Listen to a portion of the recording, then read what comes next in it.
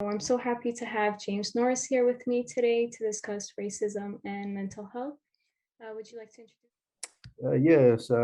Hello, everybody. Again, my name is James Norris. I'm a licensed mental health counselor in Washington, a licensed professional counselor in Arizona, and currently a Ph.D. candidate at the University of Cumberland. So, will be receiving my doctorate this year in counselor education and supervision. Amazing. So we're going to be discussing racism and mental health, which is such an important issue to be discussing, especially people face racism almost every day. And I can't imagine the impact that has on mental health. So thank you for joining me to raise awareness and educate others. Oh no, no problem. This is an important topic. And I believe we have to have more conversations about it Yeah. for things to start to get better, right? And and start deconstructing racism Mhm. in the U.S., but just globally. Yeah. Um, I think it's an important conversation that we have to have. Mental health, it impacts people in a lot of different ways, but I think when it comes to the Black community specifically, Yeah. I think that we have to realize as clinicians and also as a society that the origins of Black people's mental challenges started with slavery, racism, and white supremacy, right? And if we're not aware of that, the generational and historical trauma that begins when a Black person, comes into the world, and their mental struggles stem from that, then we're gonna be missing the boat, right? Because those things bring forth depression, right? Anxiety, trauma. And it's not like they're living in a society that is void of those things, right? So we have to look at mental health very different when we're thinking about the Black community, specifically, and I think it's similar to other traumatized communities, right, as well. But as far as the Black community, the historical trauma, the racism, the white supremacy, um, are unresolved traumas that they live with every day, and then it shows up to the world as mental disorder.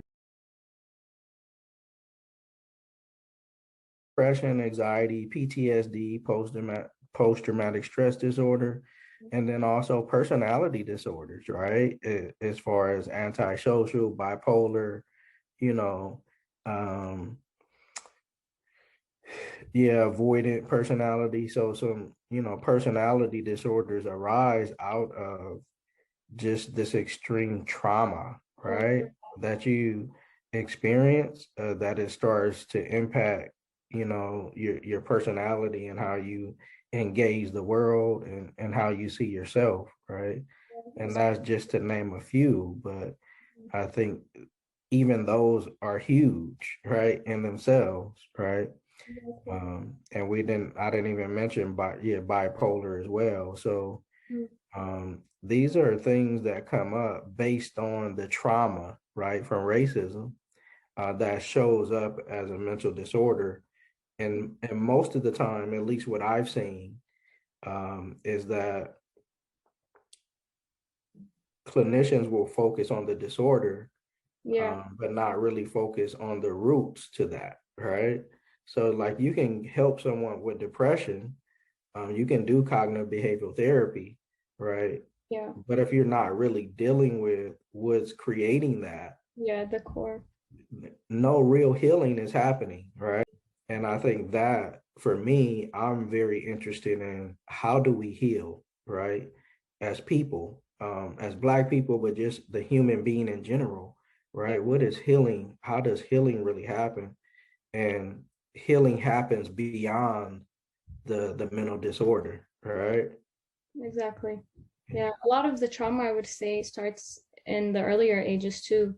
that Yeah, contributes to the personality disorder. So yeah. absolutely. And also the parents, if the parents are impacted and then the children, it just keeps going down. No, and that's that generational trauma, Mhm. and I mean, and you think about if your parents and your grandparents didn't talk about the trauma, Yeah, right? They're reliving that trauma out in front of you, right? exactly. Yeah. So now you're traumatized because of their trauma, and then you live out that trauma, right?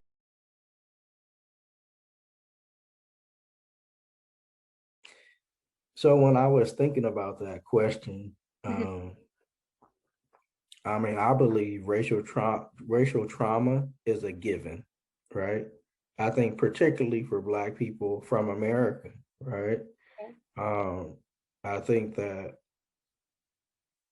we just have to know that that is part of their DNA, right?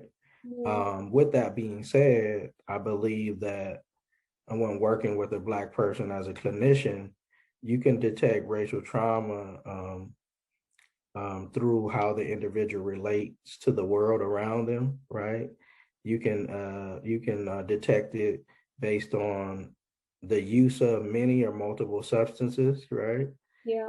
Based on that trauma, they're using substances to cope with it, right? Um, and also, it can show up in high levels of anger, right? Yeah. Like these, just to name a few, those are some things that you can see that you would want to ask the deeper question, right? Not just, okay, that's a substance user, right? Yeah. Oh, we just need to do anger management, Mhm. right? Which happens very often, but it's deeper, right? Where is the anger coming from, right? Okay. And that anger can come from being oppressed, being terrorized, witnessing folks in your community dying, right, Mhm. from the police or others when it shouldn't happen, right? Yeah.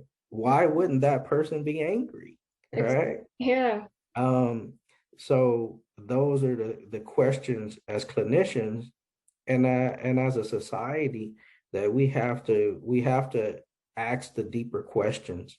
And I think part of this is we're not asking the right questions. We're just saying, oh, we need to get that person anger management. We need to get that person substance treatment, right? While all that may be important, but it goes back to, are we creating healing in If that person, right? if the person heals and you really like attack the real important issues, then the person might actually not want to be using. Absolutely, Yeah. absolutely, right? Absolutely. Um, and then to your second question, as far as impacting the self-esteem, um, it's impacted, right?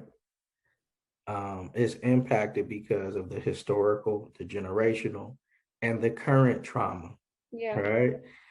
It impacts the self-esteem, right? Because if you're continuing to be impressed, if you're continuing to be marginalized, if you're continuing to be traumatized and seeing individuals that look like you not being valued as a human being, you will start to believe that you're not that valuable, Yeah. right? Um, and coupled with that is that Black folks and then others that communities that have experienced enslavement, right? But what I think about what's different for the Black community is that when you've been enslaved, which is a tragedy, but the deeper tragedy is your heritage, your customs, your values, your language, your spiritual practices have been stripped away from you. Your sense of identity is gone, Yeah. right? And that is a question that me as a clinician and as a Black person that I continue to wrestle with, is that I can go into other communities and see that no matter what happens to them, the one thing they have is their language, their customs, their history, right? That keeps them together, right? And I can't say that for myself, right? I can't tell you my native tongue, right? I Yeah. can't tell you the customs of the people of where I come from, right? I can't tell you the exact place that my lineage came from in Africa, right? And I think that is huge when we're talking about identity. Um, this question I grapple with because I don't believe it can be positive, right? In the face of racism. In that sense, I think that when you continue and see racial oppression and hate, it's hard to, in the society that you're living in, it's hard to be positive, right? So maybe just positive, that piece is hard to have, right? But that doesn't mean that you can't cope, right? And I believe that you can cope and live a healthy life and be well as much as possible, um, by having a community, right?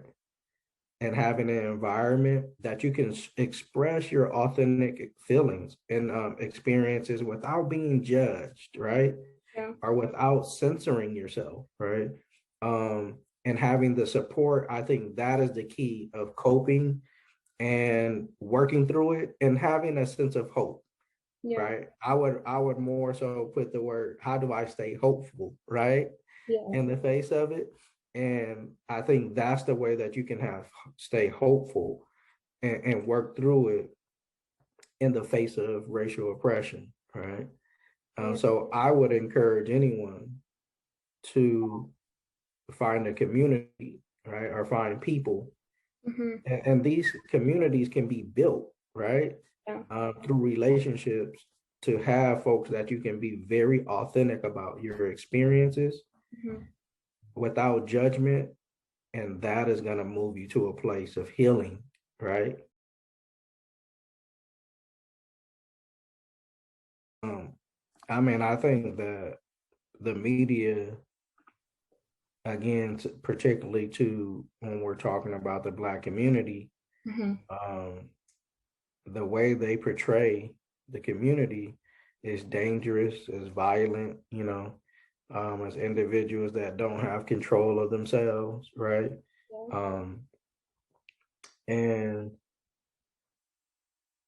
what they're not talking about is we're living in a society, right? Um, that had committed acts of violence on Black people for over 400 years, right? Mm-hmm. Um, but we're but Black folks, everyone should be afraid of them, right? But a society that has been violent for over 400 years and terrorized a people, That let's not talk about. yeah, yeah, that is not talked about, and they're treated less than human. Mm-hmm. That has a tremendous impact, on the mental health and the stability of a people and a community, right? And the media doesn't represent that, right?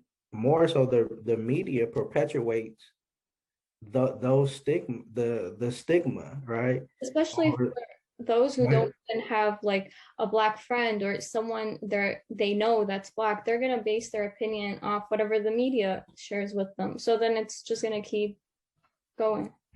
Absolutely, and that, and that's the tragedy. And most individuals that don't engage or want to befriend or have a great relationship, Mm-hmm. with a Black person, is based on what they've seen on the TV, Yeah. not actually trying to understand and learn the individual person, right? Um, no community, no community is perfect. No community, everyone is not great. Um, the Black community is the same. There are people that do things they shouldn't do. There are people that make mistakes, right? There are people that just love people, right? That are great people. So, but that's not represented, right? No. And that's the tragedy with media, that it's not representing the um the vastness of what blackness is, Yeah. right? So to speak. Yeah.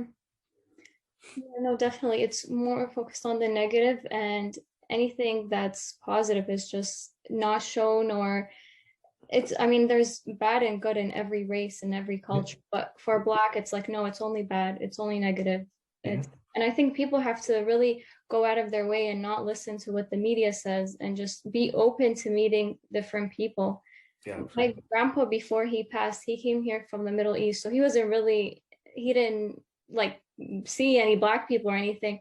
But Yeah, when he came here, our neighbor was Black, and they didn't understand each other, but they would garden together, drink tea, and they would just say like one word. But like, you have to be open to just loving and accepting anyone. yes, That's really key. absolutely. Yeah, absolutely. How can Black people support each other as a community? Would you say? Um, I love that question, because this is I've actually the end of last year and the beginning of this year really did some work around this, and I believe they can create that support by creating community spaces, right? Yeah. Community spaces where mental wellness, racism, white supremacy, and trauma can be discussed, right? And what I found through my process of creating a space like this, so I created a space. I hosted 4 different sessions, and it was called Black Wellness, right? And part of that was creating a space to help people process through things. Mhm. It was helping people realize that their experience wasn't their own, right? Mhm. That other people are going through it, right? And because of that, it provided a sense of hope, right? Yeah. It also provided a place of healing, right? I Mhm. can't tell you the number of people that just communicated to me how healing it was for them and how they needed more of this, right? They needed a space where they can come and just be very authentic and talk about their experiences, the challenges to stay mentally well, Yeah. right? Mhm. And I think that having community spaces is going to be critical because it offers a way for someone Mhm. and a community to move from hope to healing, right? Yeah. Because it's not that we're gonna eradicate this, or even as human beings, it's not that we're not gonna have problems in life, right? But I think that we can have things come up in life, but if we have a way to process through those, Yeah. we're better for it, Mhm. right? So I totally believe, and based on experience, creating community spaces where folks can come in to talk about a George Floyd Mhm. situation, right? Historical racism, right? White supremacy, or just daily life, growing up in the community, right? Yeah. Having those conversations promotes healing. So that is critical. And then the other thing that's very important to me too, that I think that can help the community, um, is coming together economically, right? Um, and creating systems and infrastructures within the community that can safeguard community members, Black people, from the racial practices within the United States and globally. Um, it's been intentional to keep Black folks divided because we see in other communities, which I appreciate. If you go to a Jewish community, if you go to a Middle Eastern community, Mhm. like majority of the time, people are together. They're Yeah. trying to help each other. They're trying to support each other, right? There's a sense of community. And because of that, when you're lifting everyone up, you can just do more, right? For everyone. So I think that that is another piece. that I have grown to understand based on just the work that I've been doing is that there's an economic element to it that has to be considered to Yeah. make really transformative change, right? No, I agree with you. Especially with the first part. I feel like people think it's natural to, because they've gotten used to it, they think it's natural to have these experiences and not talk about them, or, Yeah. like it's important to speak about how you're feeling, what you've been through, because it's not natural to be discriminated against every Yeah. time you walk out the door, or even if you don't do anything, just being there and not feeling comfortable. Really important to discuss it. And I think mental health is just as important as physical health, but or even Absolutely. more important actually, because your mental health can really impact your physical. But Yeah. yeah. Yeah. Our mental health really drives other aspects of our lives, Hmm. right? Yeah. And if we're not tending to them, it can really impact us. And that's why I tell my clients and individuals that I talk to, I say, when you work out, if Hmm. you're training, if you're working out, once you hit your goal, say you want to, tone up, lose 15 pounds, Hmm. when you get to that goal, do you stop working out? No, you keep training to maintain that. Yeah. I said, so why would your mental health be any different? Right? You have to continue to have maintenance on your mental wellness. You have to be checking in with yourself, Yeah. making sure you're centered, seeing how you're doing. How are you affected by your experiences? Like this is a daily thing, It's, right? I think we have more psychological injuries than physical ones more often. I mean, Yeah, just feeling insecure or feeling lonely, just being discriminated against just on this topic. So that happens way more often, which we need to pay more attention to. absolutely. I totally agree. Yeah. Man, um, I think an individual should reach out for mental health support when their struggles begin to impact their ability to function normally, Mm. right? Yeah. Socially, educationally, in an occupation. Like when you're unable to go through your day normally, Yeah. you need support, Mhm. right? You need support right away, right? Because that can turn into something bigger. Yeah. And then ideally for Black people, right? Mhm. Ideally, I, I would say that they should be talking to someone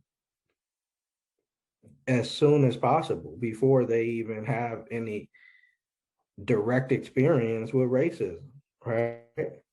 Um, I mean, because they will, just because who they are. So I think that they should be having a place where they can communicate about the experiences they heard from other people, right?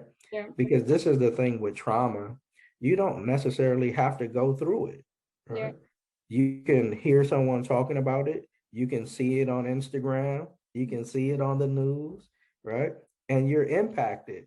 And then what happens is you begin to internalize it. And if you don't talk about it, then that internalization of the trauma starts to impact your overall mental health, right?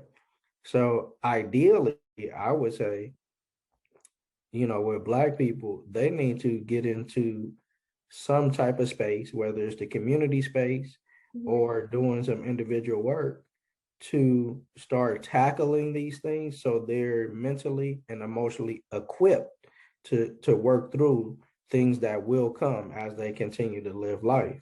Yeah. And then part of the challenge is there's a stigma within the community, right? So, folks are not going to go. And I tell individuals all the time, when I grew up, no one talked about therapy, a counselor. The only thing my mom would tell me, we're just gonna trust in God and Jesus. Mhm. and let's keep moving, right? Yeah. Even though I believe that's an important element, the spiritual element, but that still didn't reconcile the things I saw in Yeah. the physical space, Yeah. right? You need to speak about them sometimes to another human being and just Yeah, your yeah, feelings. Yeah. yeah. So I think that part of helping the community come earlier to begin to have these conversations is the destigmatization of mental health within the community. Yeah. And my belief, the way to break that down is through the community spaces, right? So, Okay. Thank you for answering all my questions. Do you have anything else to add? Maybe an experience or something? well, I mean, I think the one thing that I try to communicate as a clinician, it just as a person, a human being, is my goal is to make the work of mental health or mental wellness relatable, accessible, right? Um, and the language connects with the people. Yeah. Um, and I want to do that because I'm coming from a place that I'm not different, right? I mean, I grew up in the LA area. I've seen violence, right? Yeah. I've seen family members at 11 killed in my home through gang violence, right? So I experienced these traumas that a lot of other folks are experiencing or have experienced. Yeah. And I realized that I normalized those things, right? I realized that when you grow up in the environment, you make it normal, right? But then at some point in my early 20s, I realized that it wasn't, right? And it had an impact on who I was and how I engaged the world, right? And not that it was all negative, because I think some of my experience really shaped to make me who I am in a positive way. But there were also things that were just unresolved based on what I saw, right? Um, so I'm encouraging, you know, the community and then also clinicians outside the community to realize that, you know, historical, generational trauma, racial trauma is part of the DNA of Black people, right? And if we don't start the clinical work or the relationship with that understanding, um, we're not going to get to where we need to get to as far as healing, right? So really, encouraging everyone to, begin this process of healing, whether it's community forums, whether it's reaching out, and definitely folks, if they're hesitant, I at least want to be a bridge, to the community to help them understand how this could be valuable to not only them, but generations to come, right? So, and that's what Athamba counseling, really represents. It represents the authenticity of what it means to be Black, but also um, creating space for healing for people. Yeah. Thank you so much. Yeah. Thank you. Thank you for joining me and raising awareness on this. And you've even educated me on so many things. So thank you. I'm so happy you joined me. So, No, thank you for having me. Again, like I said, I appreciate, you even reaching out and, having the courage and but also the vulnerability to be able to step in this space and have conversation with me um, about Black mental health. I mean, because honestly, you don't have to, right? Um, but you see that it has to be done. So I think that's a lot of courage on your part to even step into that space to do this, right? thank you. Doesn't feel that way. I feel like I need to do this because it's so important, but thanks. Yeah,